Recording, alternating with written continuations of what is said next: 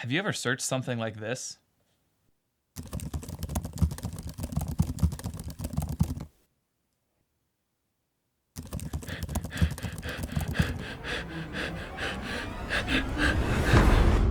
Hey guys, I'm Nate, and trust me, I have been there.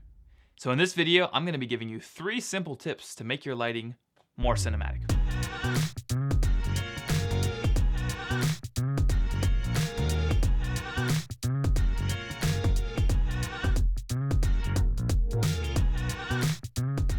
All right guys, the first tip is you need to understand light direction. Now, different positions of light, different directions of light will create a different emotion or a different feeling for your audience. So you need to understand what lighting creates what feeling so that you can implement it properly in your film. Now, before I move on, I just want to say this really quickly. The more light you have in your scene, it's gonna look more like a high key lighting commercial, and it's not quite as quote unquote cinematic. The less light you have, the more shadows, the more contrast. That is a more dynamic image and therefore a more cinematic image. The first kind of lighting is called flat lighting. The light is placed directly in front of the subject at eye level.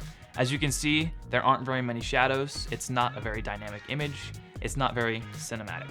This is more what you see in like a commercial where the subject's face is fully lit up. You can see everything. It's light and airy. It's just not very cinematic. If you look closely at my eyes, you can see the reflection of the light. Now, eyes are like little tiny mirrors. They reflect everything around them, including light. And as human beings, we connect with people through our eyes. So filmmakers will use this technique where they'll put a light in a certain position that the light shows up in the character's eyes. This is called an eye light or a catch light. And this gives the character like a sense of life. It feels like they're alive and we can connect with them through their eyes. The next kind of lighting is called butterfly lighting. Now, it's essentially the flat light just raised up above the subject slightly. This adds contrast and shadows under the chin, under the nose. That's why it's called a butterfly light. The shadow under your nose looks like a butterfly. Now, this is a much more dynamic image than the flat light, and it's used predominantly for beauty or for fashion lighting, where you want to see everything, but it just adds a little bit more dynamic, more contrast, and it's just a more interesting image than the flat light. The next and most common kind of lighting is called Rembrandt lighting. In the setup, you place the light at about a 45-degree angle from the subject to where the shadows on the far side of the face will connect with the nose shadow to create a small triangle under the eye. The reason it's called a Rembrandt light is because the painter Rembrandt used it in a lot of his paintings. Now, this is in every interview, every movie you've ever seen because it lights the face well. You can see your subject, but it adds a lot of contrast and makes it a more dynamic or cinematic image. The next kind of lighting is top lighting. Now, right off the bat, you'll see there's no eye light. The shadows from the face are blocking it. So this is often used for a villain or for someone who's depressed or to create a sense of suspense. This next kind of lighting is called underlighting. It's the exact opposite of top lighting. The light is placed below the subject. Now, this is a very unsettling, weird kind of lighting because in real life, we don't normally have lights shining from below us.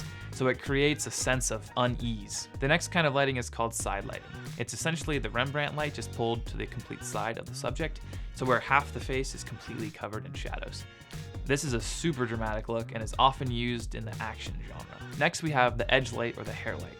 This is the side light just pulled even further around the subject to where it casts a nice rim around them. This light right here is a rim light. It's casting light around the rim of me. My rim. This is my rim. It separates the subject from the background. Now, it can also be used when it's your main light to create a sense of mystery or uncertainty when you just see the outline of the subject. You don't know what to expect. So this is often used for like a villain or a mysterious character that we don't know what to expect with. The last kind of lighting is called backlighting. It's essentially the rim light, but just pulled all the way behind the subject. And again, it can create a sense of mystery and can separate the subject from the background. The next tip is to shoot shadow side. So place your camera on the opposite side of your light source. This creates more contrast and a more dynamic image. For example, this looks more dynamic and interesting than this.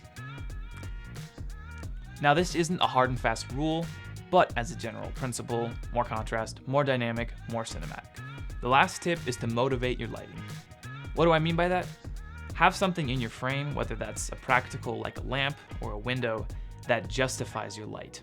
This is something that Hollywood cinematographers do, and it's what separates them from you and me.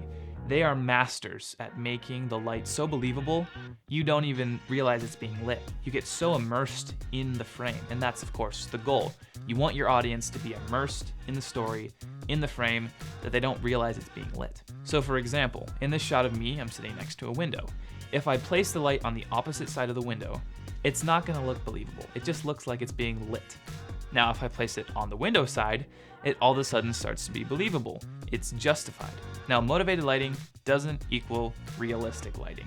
If I turn off my lights, this is what realistically the light looks like. But of course, I'm totally silhouetted, and you want to be able to actually see your subject. So as long as the light is motivated, it doesn't have to be realistic. You just need to ground it in reality so that your audience will believe it. All right, guys, thank you for watching this video. Thank you. Thank you. If you liked it, consider subscribing for more content like it. If you got a question, hit me in the comments below. Have a great day. But that is all I have to say. I'll be on my way.